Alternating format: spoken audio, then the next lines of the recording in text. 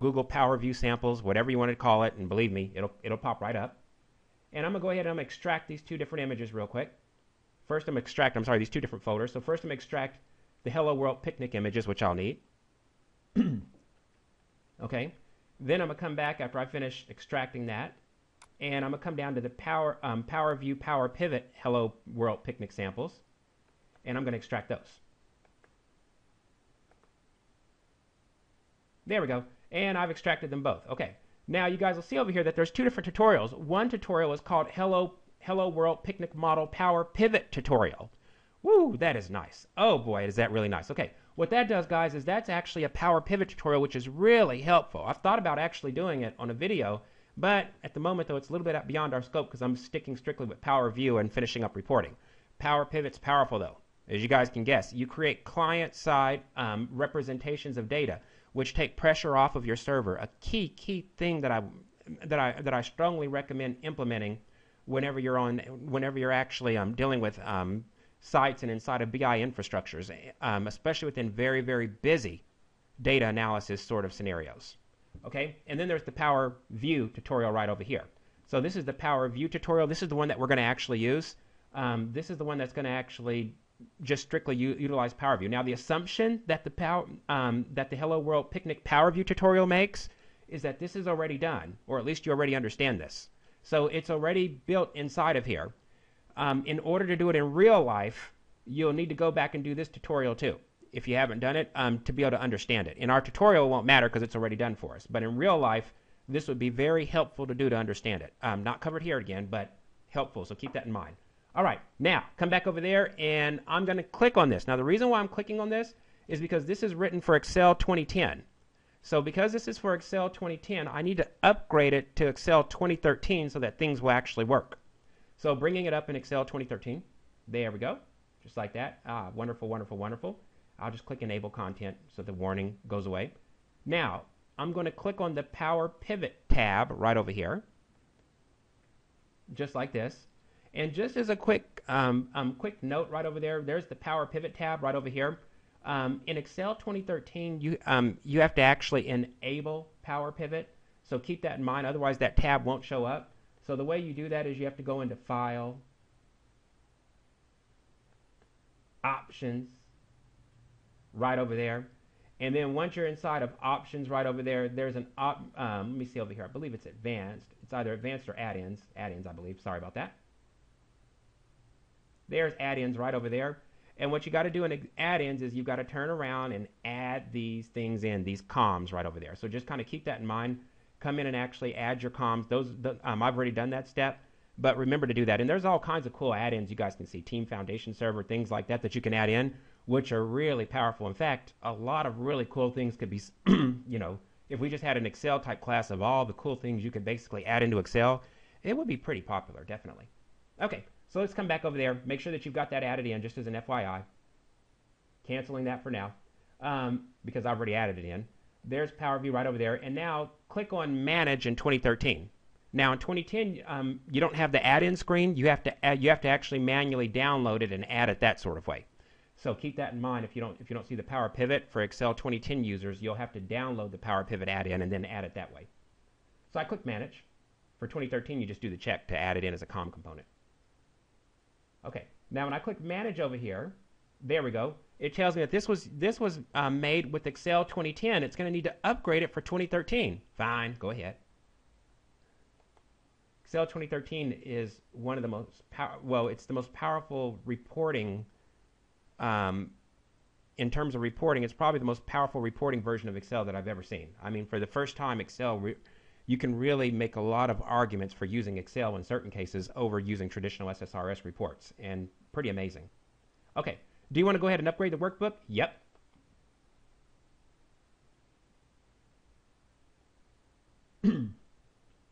So you want to do that first. There we go. Now it's applying that to a workbook, and done. Excellent. This workbook is finished successfully. Okay, great. And so now, over there, do you want to save, open, and do whatever? Yep, you sure do. Click yes. Good. Ah, there we go. Now we are all into Powerpivot at the moment, and look at that. So this is looking good now. We've got Powerpivot going, and we click back on Manage again.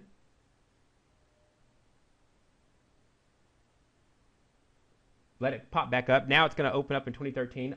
The Manage is located in a different spot. Still there, though, for 2010, so just keep that in mind. There we go. Okay, now in 2010 and 2013, you're going to need to do this in order to make this tutorial work. Notice over here that it opens up Powerpivot, and you guys can see this is pretty cool, actually. In fact, let me just show you a couple things real fast. I don't want to show too much because we've got to jump on the reporting once this thing comes up, and then I'll come back over here just to explain a couple things and just to see some nice stuff here once this loads. There we go. I'm going to click on Advanced right over there. And then what I'm going to do over here is just show you guys, look at these fields. This Summarize, Default Field Set, that's all covered within the actual tutorial of Powerpivot. Very helpful to be able to see because many of you are going to be creating these models. And you see, the idea was that you had someone who could create these models, but this person did not need to be an actual, data type of designer, you name it. This could be a power user, really. So you guys see over here, we can see all these relationships, all these functions, you name it. Very, very helpful. I'll click Manage Relationships so you guys can see that. Very helpful over there on how you can link things together. You guys can see the date, distributor ID columns, things like that, how we actually link things. Come back over here, and you guys can see over here that we've got linked tables that we can set up together. Nice. Even dragging and dropping. It can even import data directly from a database. It can import data directly from services. I mean, this is a really nice feature over here. So definitely something that people like a lot. Definitely something that's very, very friendly. Now, let me continue for just a little bit so that we can get it. And by the way, just real quick, look at all these sources you can pull data from. Other Excel sheets. You can even pull it from clipboards. I mean, you name it, you can pull it from it. So really, really helpful.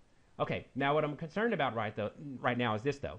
In order to make this project work, there is one little change we need to make. If you notice over here, it's pointing towards localhost shared documents, and I've been reading comments where people did not get it to work on their images.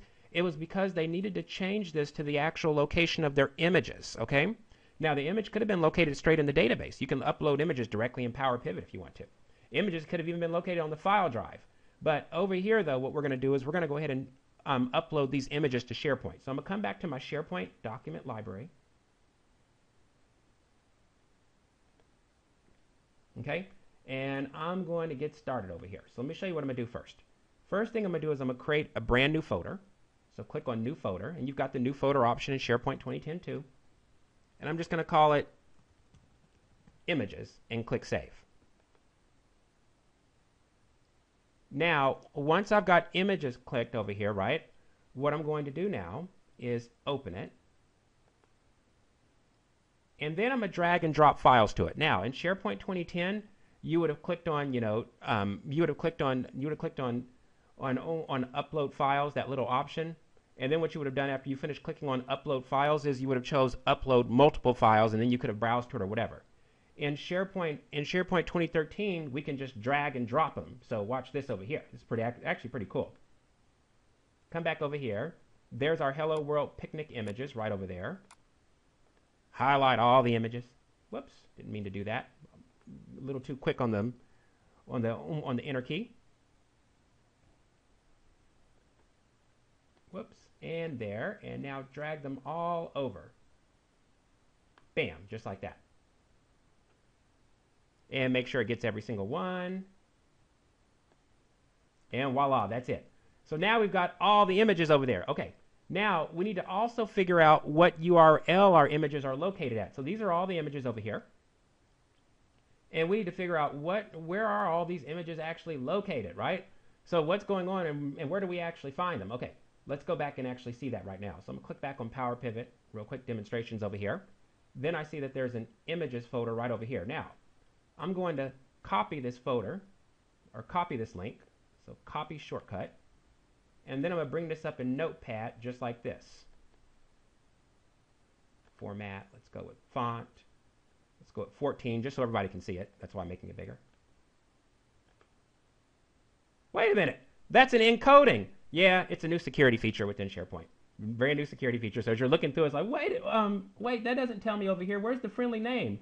Over there, you guys can see clearly that it's been completely encoded with this little meaningless string for us as human purposes. Of course, that's for security in order to be able to help against cross-site scripting attacks. That's not the real URL. Let me come over here, though, and change some things. So let me show you how to do the real one whenever you get something like this. PowerView demonstration, right after that, and then whatever the folder name is, so make sure that you keep the slash, delete everything else for me, and however you do it, so remember the name of the document library that you create right over here. Then right after that, put the name of the folder right over there like that. So images, and then I'll put the slash just like that, so everyone can see that. So this is how it should look, and that's the real URL. So hopefully everyone sees that over there, not the special encoded URL that we had. So this was the name of the server that it's located. Now, if you would have had like some sort of domain like example.com, that would have been just fine too. But over here, I never actually put in a real domain. I just left the WIN, all that kinds of stuff. So that's the reason why that's there. But really, all you do is keep the name of the document library, then delete it, and immediately put the name of the folder right afterwards, just like I did. Okay, now I'm going to copy that. Nice security feature, though, definitely. It can be a little confusing, which is why it confused so many people. And then come back over here and find my little folder. Whoops, there we go. There we go, find my little part. And now I'm going to click first on this first file. Now, just like this, I'm going to click on it. And you guys see over here, here's HTTP, localhost, shared documents, whatever. And we know that URL is wrong. Now, had we created a Hello World Picnic Images folder, this URL would have been right. But, you know, the localhost would have still been wrong. So that's why I just didn't do that. So I'm just going to click delete right over here. There we go.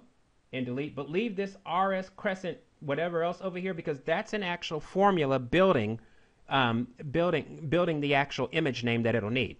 Now I'm going to hit Control V to copy. And there's my new URL. Look inside the images folder and then use this little formula to go ahead and generate it. I'm going to hit the check mark. And voila, I've changed it. Now it's the right link right over here for the photo part. I need to do this for drawing, and category photo also. So remember to do that so that you don't run into issues when you actually start this tutorial. One more thing too, one thing that'll kill people is watch out, make sure that your slashes are there. See how you got one slash, just like that? If you see double slash or if you see a missing slash, that's a problem because this is telling us right now, look at server win, blah, blah, blah, blah, blah. Look inside of the PowerView demonstration directory, document library, and then turn around and look inside the images folder and then look for this particular image that's been built from this formula. So looking at referencing what the image name is and then actually adding the .ping so you guys can all see that right over there. Okay, now I'm going to come over here on drawing and do the same thing. And drawing, I don't have to change anything at all. I just need to go ahead and delete this first part again. There we go. And Control V it. There we go. And that's in. And check. And come back over here to category drawing. And once again, just come right back in and change it.